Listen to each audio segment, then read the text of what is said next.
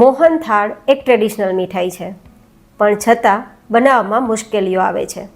તો શું મુશ્કેલીઓ આવે છે અને તેનું શું સોલ્યુશન કરી શકાય, તે બધી જ ટિપ્સ સાથે આજની મોહનથાળ જ નહીં પણ હવેલીના મહાપ્રસાદમાં હોય તેવા ઢાળાની રેસીપી શેર થશે.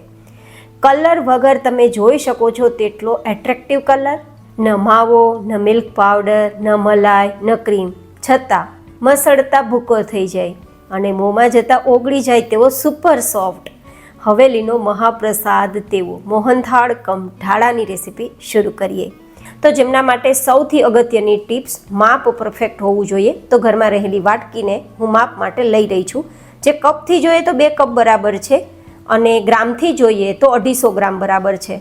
તો હું 2 વાટકા જેટલો ચણાનો કરકરો લોટ લઉં છું, ગ્રામથી 500 ગ્રામ અને કપથી 4 કપ.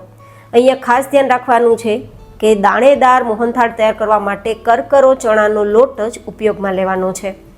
હવે આપણે ખાંડનું માપ પણ જોઈ લઈએ. તો જે વાટકાથી મેં લોટ લીધો છે તે જ વાટકાથી 1 વાટકો, કપથી જોઈએ તો 2 કપ અને ગ્રામથી જોઈએ તો 450 ગ્રામથી પોણા 500 ગ્રામ જેટલી ખાંડ લેવાની છે. હવે ઘીનું માપ પણ જોઈ લઈએ. તો જે વાટકાથી લોટ લીધો, ખાંડ લીધી, તે જ વાટકો ભરીને ઘી લીધું છે, શુદ્ધ ઘી. ગ્રામથી જોઈએ તો 500 ગ્રામ અને કપથી જોઈએ તો 2 કપ જેટલું. હવે અહીંયા હું અડધા કપ જેટલું હુંફાળું ગરમ દૂધ લઈ રહી છું. હવે આપણે જેમ જરૂર લાગશે તેમ ધાબો દેવા માટે આ દૂધ અને ઘીનો જ ઉપયોગ કરીશું અને બાકી આપણે રેસીપી આગળ તૈયાર કરવામાં ઉપયોગ કરીશું. તો જે દૂધ લીધું છે ને અડધા કપ જેટલું, તેમાંથી જ પહેલાં 4 ચમચી જેટલું ગરમ દૂધ આ ચણાના લોટમાં મિક્સ કરી દઈશું. સાથે જે આપણે 500 ગ્રામ ઘી લીધું છે ને તેમાંથી જ 4 ચમચી જેટલું આ ઘી છે તે આપણે મિક્સ કરી દઈશું. અને હવે જેમ જેમ મસળતા જશું તેમ તેમ લોટના કણે કણમાં એકદમ ધાબો દેવાઈ જશે.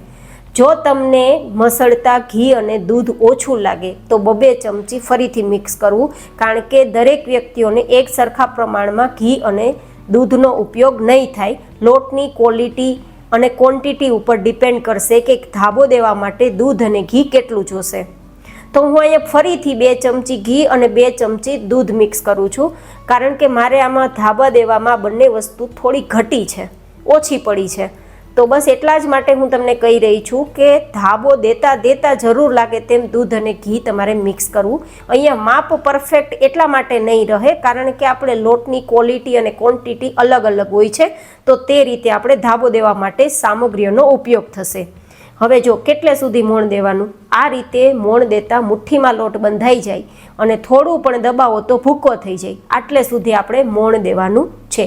પછી આ રીતે લોટને દબાવીને 15 મિનિટ માટે સાઈડમાં રાખી દેવાનો છે, જેથી લોટના કણે કણમાં આપણો ધાબો પહોંચી જાય, મતલબ મોણ આપણું પહોંચી જાય. ત્યાં સુધીમાં આપણે આગળની પ્રોસેસ જોઈએ. તો જેમના માટે મેં એક દૂધ જે અડધો કપ લીધું છે ને તેમાંથી 6 ચમચી વાપર્યું છે ને બાકીનું જે છે ને તેમાં જાવંત્રી ઉમેરીશું. ખાસ કરીને મોહનથાળ અને સ્પેશિયલી ઢાળો બનતો હોય તો જાવંત્રી વગર તો ઢાળો અધૂરો છે. તો લગભગ ભૂકો કરીએ ને તો અડધી ચમચી જેટલો જાવંત્રી થાય, પણ હું આખી જાવંત્રી મિક્સ કરું છું. અને જાયફળના 8મા ભાગનો ટુકડો અને 10 થી 12 એલચીના દાણા, આ બંને વસ્તુ મિક્સ કરીને તેનો પાવડર તૈયાર કરી લેશું. તો હવે તમે અહીંયા જુઓ, દૂધમાં મેં જાયફળ, એલચી ને જાવંત્રીને પલાળવા રાખ્યું છે.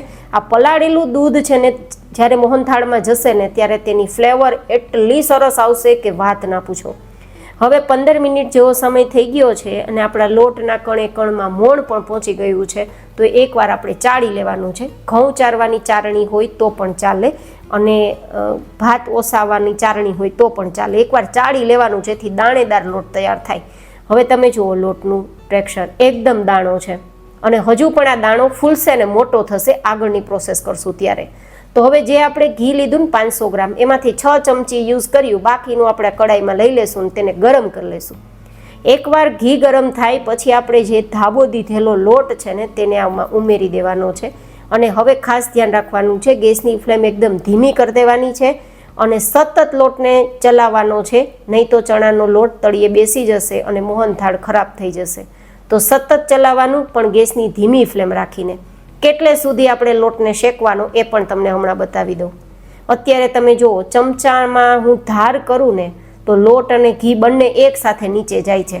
આ બંને વસ્તુ છૂટા છૂટા પડે ને અલગ અલગ રીતે નીચે જાય ને ત્યાં સુધી, અને લોટનો કલર બદલી જાય ને ત્યાં સુધી આપણે તેને સતત ચલાવીને શેકવાનું.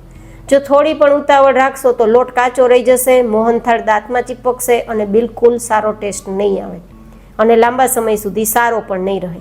તો ખાસ લોટ શેકવામાં ઉતાવળ ના કરવી. ધીમે ધીમે તમે જેમ શેકતા જશો ને તેમ કલર પણ બદલશે અને તેના ઉપર ઘીના ફીણ પણ આવી જશે. હવે થોડી વાર બાદ જોઈએ ને તો લોટ શેકાઈ ગયો છે. એ તમને બાજુની સ્ક્રીનમાં દેખાતું હશે કે પહેલાં લોટ કેવો હતો ને લોટ શેકાઈ ગયા બાદ કેવો છે. બંનેનો કલર અને બંનેનું ટેક્સચર બદલી ગયું છે. તો આટલે સુધી લોટ શેકાઈ જાય પછી શું કરવાનું? આપણે જે દૂધ હતું ને ગરમ દૂધ, તેમાં એલચી, જાયફળ અને જાવંત્રી પલાળ્યું હતું, તે પહેલાં અડધું આમાં મિક્સ કરવાનું. જેવું મિક્સ કરશો ને તો બધું ઉફાણ આવીને ઉપર આવશે. આ બધા જ ઉફાણ બેસી જાય ને ત્યાં સુધી સતત ચલાવવાનું. પછી ફરીથી જે બાકી છે ને તે દૂધ મિક્સ કરવાનું અને ફરીથી તેને ચલાવવાનું. જુઓ તમે, દૂધ ઉમેરતા જ દાણો એકદમ ફૂલીને ડબલ મોટો થઈ ગયો છે, પહેલાં કરતાં ડબલ મોટો, અને કલર પણ પહેલાં કરતાં વધારે ડાર્ક થઈ ગયો છે. તો આમાં કલર ઉમેરવાની તો જરૂર જ નથી. બસ એટલા માટે મેં કીધું હતું કે કલર વગર આપણો એકદમ ટ્રેડિશનલ મોહનથાળ એકદમ એટ્રેક્ટિવ કલર સાથે તૈયાર થશે. હવે આ લોટ શેકાઈ ગયો છે તો પહેલાં તેને ગેસ ઉપરથી નીચે ઉતારીને 50% જેવું આ મિશ્રણ ઠંડુ કરીશું. એ ઠંડુ થાય ત્યાં સુધીમાં ચાસણી તૈયાર કરી લઈએ. તો આપણે 500 ગ્રામ ખાંડ છે, તો આપણે 1 વાટકો કે 2 કપ જેટલી ખાંડ લીધી છે ને તેની સામે અડધો વાટકો કે 1 કપ જેટલું પાણી મિક્સ કરીશું અને પહેલાં તો ખાંડને ઓગાળીશું. અહીંયા આપણે 2.5 તારની ચાસણી તૈયાર કરવાની છે.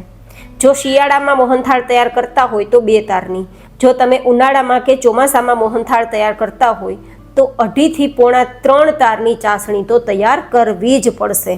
જો આ રીતે તાર બનતો હોય તો જોવાનું, તાર એકદમ ઘાટો બનવો જોઈએ. મતલબ 1 નહીં 2 નહીં પણ 2.5 થી પોણા 3 સુધીના તાર છે તે બનતા હોવા જોઈએ. આટલા ઘટ હોવા જોઈએ. અને આટલી ઘટ સિરપ તૈયાર થઈ જાય પછી તેને પણ આપણે 50% જેવી ઠંડી કરવાની છે. અહીંયા લોટ અને ચાસણી બંનેને ઠંડી કરવાનો મતલબ શું છે કે આપણો મોહનથાળ છે ને એમાં એટલું બધું ઘી છે કે તેને સેટ કરવામાં બહુ જ સમય લાગે છે. તો જો આ બંને વસ્તુ ગરમ હશે તો વધારે સમય તેને ઠંડો થતાં લાગશે. તો બસ એટલા જ માટે આ બંને વસ્તુને 50% જેવી ઠંડી કરીને પછી મિક્સ કરવાની. અને મિક્સ કર્યા બાદ કોઈ પણ એક પ્લેટમાં ઘી લગાવેલું હોય તેમાં આપણે પાથરી દેવાની. તમે પાથરાઈ છે ત્યાં જ તમે જુઓ એકદમ ગ્રીન કલરની ઝાંય પડે છે, જે ઇન્ડિકેશન આપે છે પરફેક્ટ મોહનથાળ તૈયાર થયો છે તેની. તો હવે એને બરાબર ઠંડુ કરીશું જ્યાં સુધી ઠંડુ ના થાય. ઠંડુ થવામાં સમય લાગશે તો બિલકુલ તમારે ઉતાવળ નથી કરવાની. તો લગભગ 8-10 કલાક જેવો સમય થયો છે, ઠંડુ થઈ ગયું છે. કટ લગાવી દેશું એન્ડ ધેન હું તમને ટુકડા પણ બતાવી દઉં કે કલર જુઓ, ઉપર એકદમ ઘીની પરત આવી ગઈ છે, જેવો રિયલમાં ઢાળો હોય છે તેવી જ પરત છે. હુબહુ મેં તે જ કોશિશ કરી છે તમને ટ્રેડિશનલ મોહનથાળ કમ ઢાળાની રેસીપી શેર કરવાની. ટેક્સચર જોવો, કલર જોવો, લુક જોવો અને દાણો જુઓ, એકદમ ટુકડા થઈ જાય છે. આટલો સુપર સોફ્ટ છે અને તમે જુઓ મસળતા એકદમ ભૂકો થઈ જાય છે. મતલબ સુપર સોફ્ટ તો છે જ પણ સાથે સાથે દાણેદાર પણ છે. તો આઈ હોપ કે તમને ટ્રેડિશનલ મોહનથાળ કમ હવેલીના મહાપ્રસાદનો ઢાળાની રેસીપી પસંદ આવી હશે. પસંદ આવી હોય તો વિડીયોને લાઇક કરજો, ચેનલને સબસ્ક્રાઈબ કરજો. ફરી મળીશું નેક્સ્ટ રેસીપીમાં. ત્યાં સુધી stay healthy and stay happy.